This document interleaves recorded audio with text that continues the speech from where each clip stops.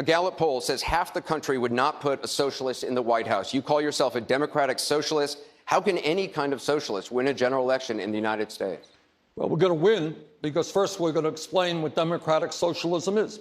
And what democratic socialism is about is saying that it is immoral and wrong that the top 1/10 of 1% in this country own almost 90%, own almost as much wealth as the bottom 90%. That it is wrong today in a rigged economy that 57% of all new income is going to the top 1%. That when you look around the world, you see every other major country providing health care to all people as a right, except the United States. You see every other major country saying to moms that when you have a baby, we're not going to separate you from your newborn baby because we are going to have medical and family paid leave like every other country on earth. Those are some of the principles that I believe in, and I think we should look to countries like Denmark, like Sweden, and Norway, and learn from what they have accomplished for their working people. Denmark is a country that has a population of 5.6 million people. The question is really about electability here, and that's what I'm trying to get at. The Republican Attack Act against you in a general election, it writes itself. You supported the Sandinistas in Nicaragua, you honeymooned in the Soviet Union, and just this weekend you said you're not a capitalist. Doesn't that ad write itself? Well, first of all, let's look at the facts. The facts that are very simple. Republicans win when there is a low voter turnout, and that is what happened last November. 63% of the American people didn't vote, Anderson. 80% of young people didn't vote. We are bringing out huge turnouts and creating excitement all over this country. Democrats at the White House on down will win when there is excitement and a large voter turnout, and that is what this campaign is doing. You don't consider yourself a capitalist, though? Do I consider myself part of the casino capitalist process by which so few have so much and so many have so little, by which Wall Street, greed and recklessness wreck this economy? No, I don't. I believe in a society where all people do well, not just a handful of billionaires. I think most Americans understand that our country today faces a series of unprecedented crises. The middle class of this country for the last 40 years has been disappearing. Millions of Americans are working longer hours for lower wages, and yet almost all of the new income and wealth being created is going to the top 1%. As a result of this disastrous Citizens United Supreme Court decision, our campaign finance system is corrupt and is undermining American democracy. Millionaires and billionaires are pouring unbelievable sums of money into the political process in order to fund super PACs and to elect candidates who represent their interests, not the interests of working people. Today, the scientific community is virtually unanimous. Climate change is real, it is caused by human activity, and we have a moral responsibility to transform our energy system away from fossil fuel to energy efficiency and sustainable energy and leave this planet a habitable planet for our children and our grandchildren. Today in America, we have more people in jail than any other country on earth. African American youth unemployment is 51%. Hispanic youth unemployment is 36%. It seems to me that instead of building more jails and providing more incarceration, maybe, just maybe, we should be putting money into education and jobs for our kids. What this campaign is about is whether we can mobilize our people to take back our government from a handful of billionaires and create the vibrant democracy we know we can and should have. Thank you.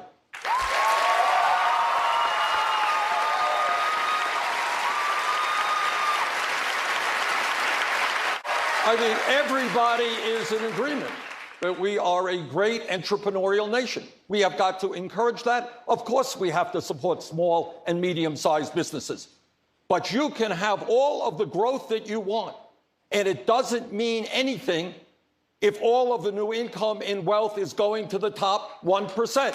So what we need to do is support small and medium-sized businesses, the backbone of our economy, but we have to make sure that every family in this country gets a fair shake, not just a billionaire. We're going to have a lot. Let's move on to some of the most pressing issues facing our country right now, some of the biggest issues right now in the headlines today. We're going to start with the guns. The shooting in Oregon earlier this month.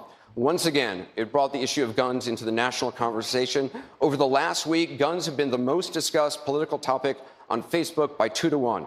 Senator Sanders, you voted against the Brady bill, mandated background checks and a waiting period. You also supported allowing riders to bring guns in checked bags on Amtrak trains. For a decade, you said that holding gun manufacturers legally responsible for mass shootings is a bad idea. Now you say you're reconsidering that. Which is it? Shield the gun companies from lawsuits or not?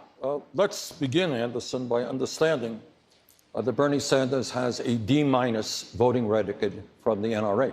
Let's also understand that back in 1988, when I first ran for the United States Congress, way back then, I told the gun owners of the state of Vermont, and I told the people of the state of Vermont, a state which has virtually no gun control, that I supported a ban on assault weapons. And over the years, I have strongly supported instant background checks, doing away with this terrible gun show loophole, and I think we've got to move aggressively at the federal level in dealing with the straw man purchases. Also, I believe, and I've fought for, to understand that there are thousands of people in this country today who are suicidal, who are homicidal, but can't get the health care that they need, the mental health care, because they don't have insurance or they're too poor. I believe that everybody in this country who has a mental crisis has got to get mental health counseling immediately. Do you want to shield gun companies from lawsuits or not? This was a large and complicated bill. There were provisions in it that I think made sense. For example, do I think that a gun shop in the state of Vermont that sells legally a gun to somebody, and that somebody goes out and does something crazy, that gun shop owner should be held responsible? I don't. On the other hand, where you have manufacturers and where you have gun shops knowingly giving guns to criminals or aiding and abetting that, of course we should take action. As a senator from a rural state, what I can tell Secretary Clinton, that all the shouting in the world is not going to do what I would hope all of us want, and that is keep guns out of the hands of people who should not have those guns and end this horrible violence that we are seeing. I believe that there is a consensus in this country, a consensus that said we need to strengthen and expand instant background checks, do away with this gun show loophole, that we have to address the issue of mental health, that we have to deal with the straw man purchasing issue. The governor gave a very good example about the weaknesses in that law, and I think we have to take another look at it. But here is the point, Governor. We can raise our voices, but I come from a rural state, and the views on gun control in rural states are different than in urban states, whether we like it or not. Our job is to bring people together around strong, common sense gun legislation. I think there is a vast majority in this country who want to do the right thing, and I intend to lead the country in bringing our people together on that issue. I don't think I am pandering, but you have not been in the United States Congress. Well, maybe and when that's you a want healthy to thing. check it out, and if you think that we can simply go forward and pass something tomorrow without bringing people together, you are surely Let me bring mistaken. in somebody who has Russia. They're challenging the U.S. and Syria. According to U.S. intelligence, they've lied about who they're bombing. President, what would your response to Vladimir Putin be right now in Syria? Well, I think he is already regretting what he did in Crimea and what he is doing in the Ukraine. I think he is really regretting the decline of his economy. And I think what he is trying to do now is save some face. But I think when Russians get killed in Syria and when he gets bogged down, I think the Russian people are going to give him a message that maybe they should come home, maybe they should start working with the United States to rectify the situation. Senator Sanders, what would you do differently? Well, let's understand that when we talk about Syria, You're talking about a quagmire in a quagmire. You're talking about groups of people trying to overthrow Assad, other groups of people fighting ISIS. You're talking about people who are fighting ISIS using their guns to overthrow Assad, and vice versa. I'm the former chairman, Anderson, of the Senate Veterans Committee. And in that capacity, I learned a very powerful lesson about the cost of war. And I will do everything that I can to make sure that the United States does not get involved in another quagmire like we did in Iraq, the worst foreign policy blunder in the history of this country. We should be putting together a coalition of Arab countries who should be leading the effort. We should be supportive. But I do not support American ground troops in Syria. On this issue of foreign policy, I want to go to Dana Bash. Nobody does, Senator Sanders. I want to go over to Dana Bash. Dana? Governor Chafee, you were the only Republican in the Senate to vote against the Iraq War. You say Secretary Clinton should be disqualified from the presidency because she voted in favor of using force in Iraq. She has since said that her vote was a mistake. Why isn't that good enough? Well, we just heard Senator Sanders say that it's the worst decision in American history. That's very significant. The worst decision in American history. I just heard from Senator Sanders. So as we look ahead, if you're going to make those poor judgment calls at critical time in our history, we just finished with the Vietnam era, getting back into another quagmire. If you're looking ahead and you're looking at someone that made that poor decision in 2002 to go into Iraq when there was no real evidence of weapons of mass destruction in Iraq, I know because I did my homework. And so that's an indication of how someone will perform in the future, and that's what's important. As a congressman, you voted against the Iraq War, you voted against the Gulf War, you're just talking about Syria, but under what circumstances would a President Sanders actually use force? Let me just respond to something the Secretary said. First of all, she is talking about, as I understand it, a no-fly zone in Syria, which I think is a very dangerous situation, could lead to real problems. Second of all, I heard the same evidence from President Bush and Dick Cheney and Don Rumsfeld about why we should overthrow Saddam Hussein and get involved in the war. I would urge people to go to BernieSanders.com, hear what I said in 2002. And I say without any joy in my heart that much of what I thought would happen about the destabilization, in fact, did happen. So I think the president is trying very hard to thread a tough needle here, and that is to support those people who are against Assad, against ISIS, without getting us on the ground there.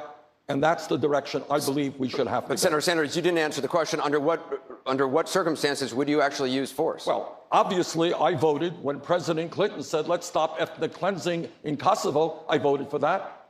I voted to make sure that Osama bin Laden was held accountable in Afghanistan when our country is threatened or when our allies are threatened.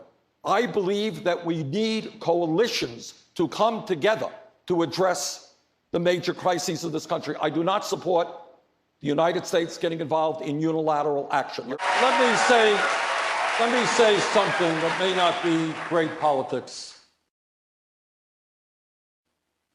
But I think the Secretary is right. and that is that the American people are sick and tired of hearing about your damn emails. Thank you. Me too. Me too. You know? The middle class, Anderson, and let me say something about the media as well. I go around the country, talk to a whole lot of people. Middle class of this country is collapsing. We have 27 million people living in poverty. We have massive wealth and income inequality. Our trade policies have cost us millions of decent jobs. The American people want to know whether we're going to have a democracy or an oligarchy as a result of Citizens United. Enough of the emails. Let's talk about the real issues facing America. Thank you, Bernie. Thank you. Anderson.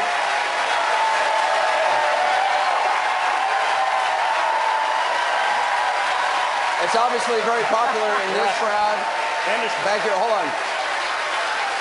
It's very, I know that plays well in this room, but I got to be honest, Governor Chafee, for the record, on the campaign trail, you've said a different thing. You said this is a huge issue standing here in front of Secretary Clinton. Are you willing to say that to her face? Absolutely. We have to repair American credibility after we told the world that Saddam Hussein had weapons of mass destruction, which he didn't. So there's an issue of American credibility out there. So anytime someone's running to be our leader and a world leader, which the American president is, credibility is an issue out there with the world. And we have repair work to be done. I think we need someone that has the best in ethical standards as our next president. That's how I feel. Secretary Clinton, do you want to respond? No. All right, Anderson, thank you very much. Not sure how to follow that, but this question is about something that has tripped some of the candidates up out on the campaign trail. Can you hear me? Can't hear me in the room. Okay, here we go again. University As Law I said, School. My question for the candidates is, do Black Lives Matter or do all lives matter? The question from Arthur in Des Moines Well, there we is, go. do black lives matter or do all lives matter? Let's put that question to Senator Sanders. Black Lives Matter. And the reason those words matter is the African American community knows that on any given day, some innocent person like Sandra Bland can get into a car, and then 3 days later, she's going to end up dead in jail, or their kids are going to get shot. We need to combat institutional racism from top to bottom, and we need major, major reforms in a broken criminal justice system in which we have more people in jail than China. And I intend to tackle that issue to make sure that our people have education and jobs rather than jail cells. Let's talk about income inequality. Wages and incomes are flat. You've argued that the gap between rich and poor is wider than at any time since the 1920s. We've had a Democratic president for 70 years. What are you going to be able to do that President Obama didn't? Well, first of all, let's remember where we were when Bush left office. We were losing 800,000 jobs a month. And I know my Republican friends seem to have some amnesia on this issue, but the world's financial crisis was on the verge, world's financial markets system was on the verge of collapse. That's where we were. Are we better off today than we were then? Absolutely. But the truth is that for the last 40 years, the great middle class of this country has been disappearing. And in my view, what we need to do is create millions of jobs by rebuilding our crumbling infrastructure, raise the minimum wage to $15 an hour, have pay equity for women workers, end our disastrous trade policies, which have cost us millions of jobs, and make every public college and university in this country tuition free. Why? Let us be clear that the greed and recklessness and illegal behavior of Wall Street, where fraud is a business model, help to destroy this economy and the lives of millions of people. Check the record. In the 1990s, and in all due respect, in the 1990s, when I had the Republican leadership and Wall Street spending billions of dollars in lobbying, when the Clinton administration, when Alan Greenspan said what a great idea it would be to allow these huge banks to merge, Bernie Sanders fought them and helped lead the opposition to deregulation. Today, it is my view that when you have the three largest banks in America are much bigger than they were when we bailed them out for being too big to fail, we have got to break them up. Secretary Clinton, you have to be able to respond. Yeah. He brought you up. You know, I respect the passion and intensity.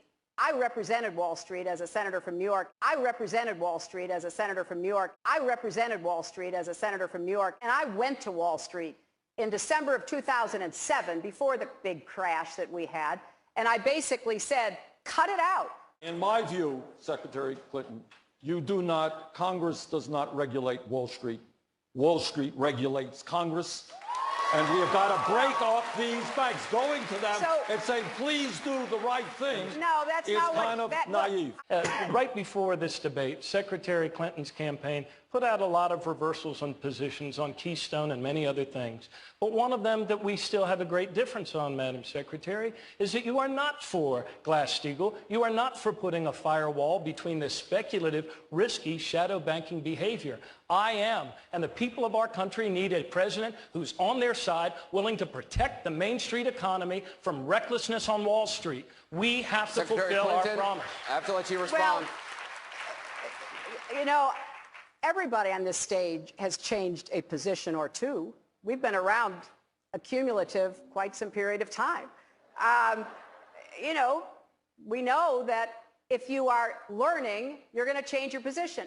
I never took a position on Keystone until I took a position on Keystone. Senator Sanders, in 2008, congressional leaders were told without the 2008 bailout, the U.S. was possibly days away from a complete meltdown. Despite that, you still voted against it. As president, would you stand by your principles if it risked the country's financial stability? Well, I remember that meeting very well. I remember it like it was yesterday. Hank Paulson, Bernanke came in and they said, guys, the economy is going to collapse because Wall Street is going under. It's going to take the economy with them. And you know what I said to Hank Paulson?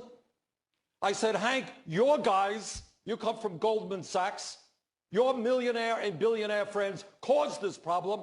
How about your millionaire and billionaire fans paying for the bailout? Not working families in this country. So to answer your question, no, I would not have let the economy collapse.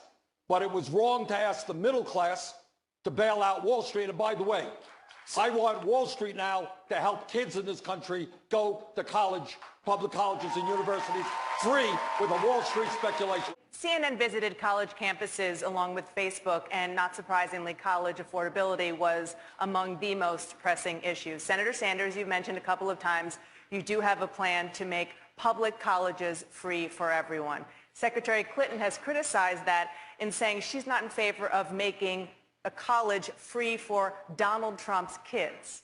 Do you think taxpayers should pick up the tab for wealthy children? Well, let me tell you, Donald Trump and his billionaire friends under my policies are going to pay a hell of a lot more in taxes today, taxes in the future that they're paying today. But in terms of education, this is what I think. This is the year 2015. A college degree today, Dana, is the equivalent of what a high school degree was 50 years ago. And what we said 50 years ago and 100 years ago is that every kid in this country should be able to get a high school education regardless of the income of their family. I think we have to say that is true for everybody going to college. I think we don't need a complicated system, which the secretary is talking about. Your income goes up, your income is down. If you're poor, you have to work, and so forth and so on. I pay for my program, by the way, through a tax on Wall Street speculation, which will not only make public colleges and universities tuition free, it will substantially lower interest rates on college debt, a major crisis in this country. Republicans in the Congress and some Democrats were talking about cutting Social Security and benefits for disabled veterans through the so-called chain CPI. I founded a caucus called the Defending Social Security Caucus. My view is that when you have millions of seniors in this country trying to get by, and I don't know how they do, on $11,000, $12,000, $13,000 a year, you don't cut Social Security, you expand it. And the way you expand it is by lifting the cap on taxable incomes so that you do away with the absurdity of a millionaire paying the same amount into the system as somebody making $118,000. You do that, Social Security is solvent until 2061, and you can expand that. Senator Sanders, I want to bring it over to Juan Carlos Lopez from CNN en Español. We're obviously in Nevada. It's had the highest percentage of undocumented immigrants of any state in the country as of last year. Juan Carlos? Gracias, Anderson. Sanders, in 2013, you voted for immigration reform. But in 2007, when Democrats controlled Congress and the Bush White House was on board, you voted against it. Why should Latino voters trust you now when you left them at the altar at the moment when reform was very close? I didn't leave anybody at the altar. I voted against that piece of legislation because it had guest worker provisions in it, which the Southern Poverty Law Center talked about being semi-slavery. Guest workers are coming in, they're working under terrible conditions, but if they stand up for their rights, they're thrown out of the country. I was not the only progressive to vote against that legislation for that reason. Tom Harkin, a very good friend of Hillary Clinton's and mine, one of the leading labor advocates, also voted against that. Tom Harkin isn't running for president. I know you that, are. but a point being is that progressives did vote against that for that reason. My view right now, and always has been, is that when you have 11 million undocumented people in this country, we need comprehensive immigration reform We need a path toward citizenship. We need to take people out of the shadows. Senator Sanders, you talked about your record on the Veterans Affairs Committee. You served on that committee for the last 8 years, including 2 years as its chairman, while veterans died waiting for health care. You and Senator McCain ultimately addressed the issue with bipartisan legislation. Why did it take 18 Inspector General reports and a CNN investigation and others before you and your colleagues took action? Well, I was chairman for 2 years. And when I was chairman, we did take action. What we did is pass a $15 billion piece of legislation, which brought in many, many new doctors and nurses into the VA so that veterans in this country could get the health care when they needed it and not be on long waiting lines. And the other part of that legislation said that if a veteran is living more than 40 miles away from a VA facility, that veteran could get health care from a community health center or the private sector. As a result of that legislation, we went further than any time in recent history in improving health care to the men and women of this country who put their lives on the line to defend us. Governor Chafee, you and Hillary Clinton both voted for the Patriot Act, which created the NSA surveillance program. You've emphasized civil liberties, privacy during your campaign. Aren't these two things in conflict? No, that was another 99-1 vote for the Patriot Act, and it was seen as, at the time, modernizing our ability to do what we've always done to tap phones, which always required a warrant. And I voted for that. Now, no. As long as you're getting a warrant, I believe that under the Fourth Amendment, you should be able to do surveillance, but you need a warrant. That's what the Fourth Amendment says. And in the Patriot Act, Section 215 started to get broadened too far. So I would be in favor of addressing and reforming Section 215 of the Patriot Act. Secretary Clinton, do you regret your vote on the Patriot Act? No, I don't. Senator Sanders, you're the only one on this stage who voted against the Patriot Act. Was it 99 to 1 and I was maybe the one? I don't know. And the reauthorization But votes. here's the point. Let me ask you, if elected, would you shut down the NSA surveillance program? I'm sorry? Would you shut down the NSA surveillance Absolutely, program? of course. You would, Well, point blank.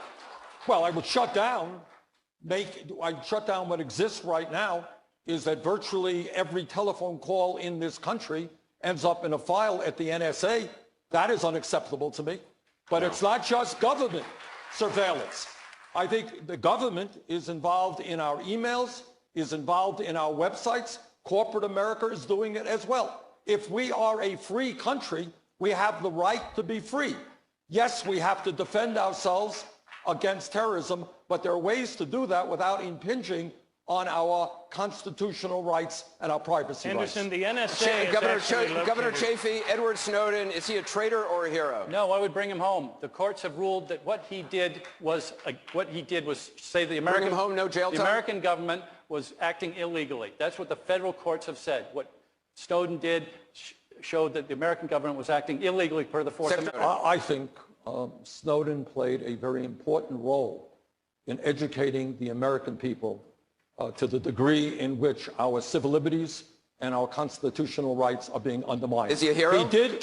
He did break the law, and I think there should be a penalty to that. But I think what he did in educating us should be taken into consideration. Name the one thing, the one way that your administration would not be a third term of President Obama. I have a lot of respect for President Obama. I have worked with him time and time again on many, many issues. But here's where I do disagree.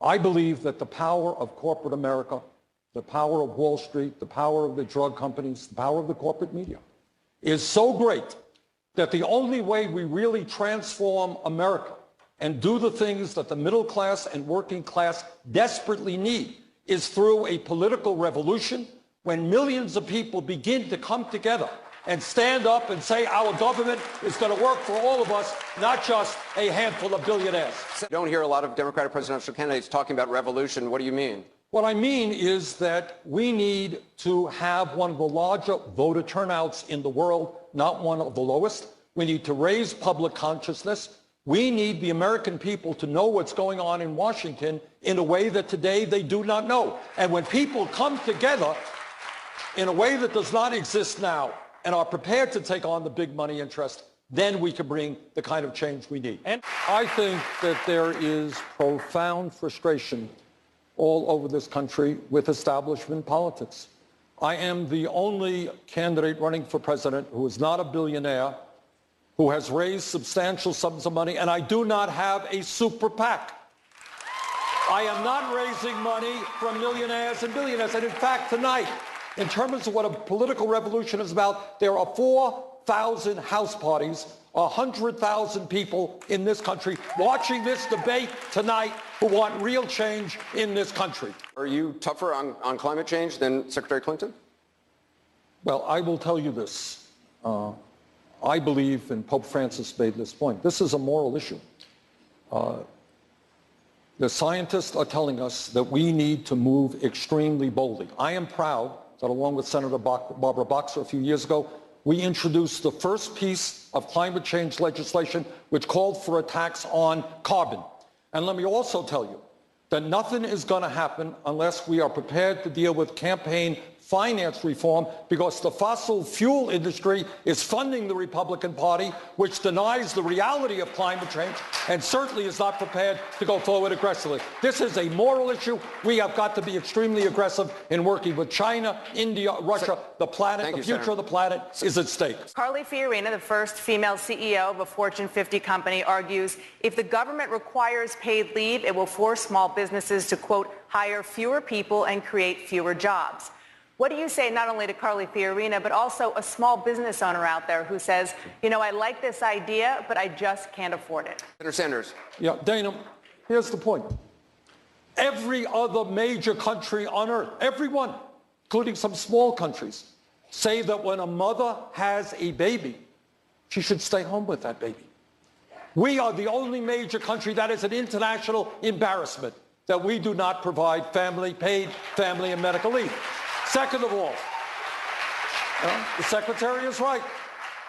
Republicans tell us we can't do anything except give tax breaks to billionaires and cut Social Security, Medicare, and Medicaid.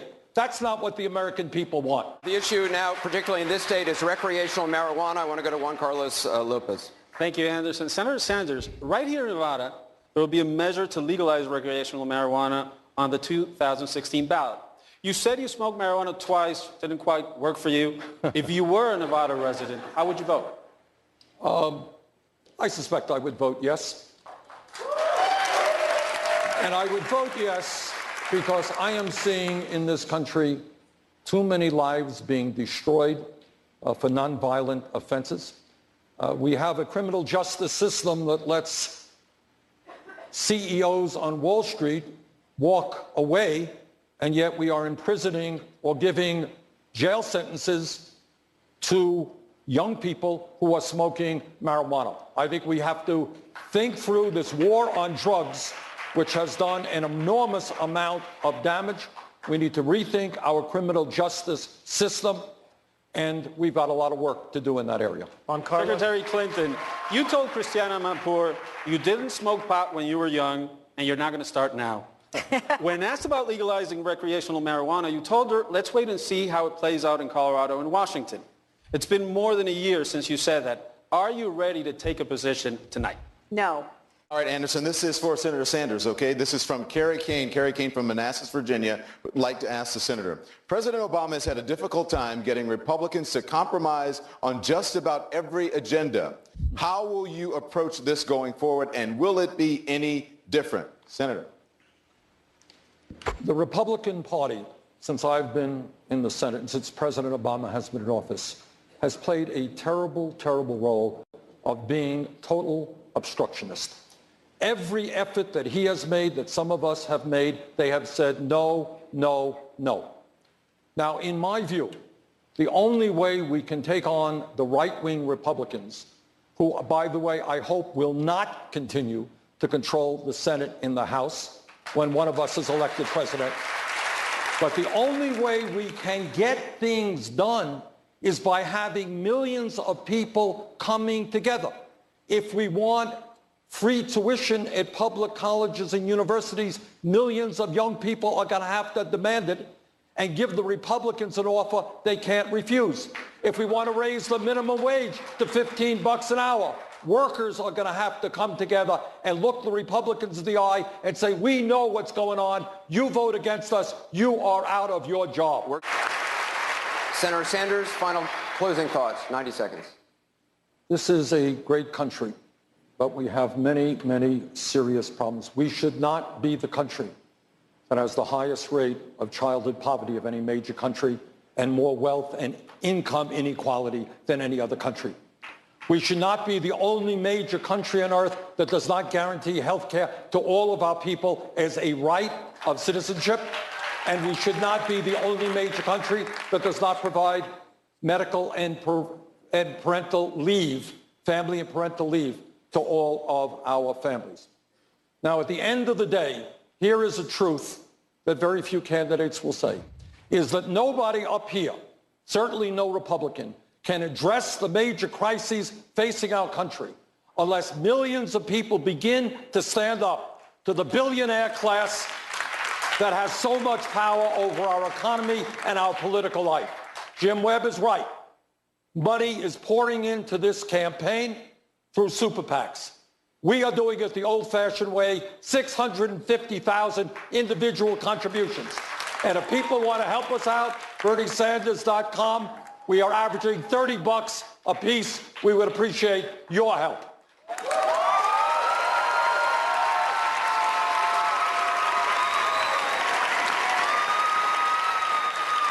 So first of all, let's go. Who's winning the debate on foreign policy, all right? Check this out. 59%. I think that's Sanders at 26% for Clinton, Webb 10%, O'Malley 3%, 2% for Chafee. Who's winning the debate on economic issues? That would be, again, Mr. Sanders at a whopping 72%, and you can see the rest of the numbers there. Chafee comes in last. Who is winning the debate overall? We asked this question in the live voting on Facebook. Here it is. There you go. 75%. That is by a huge margin.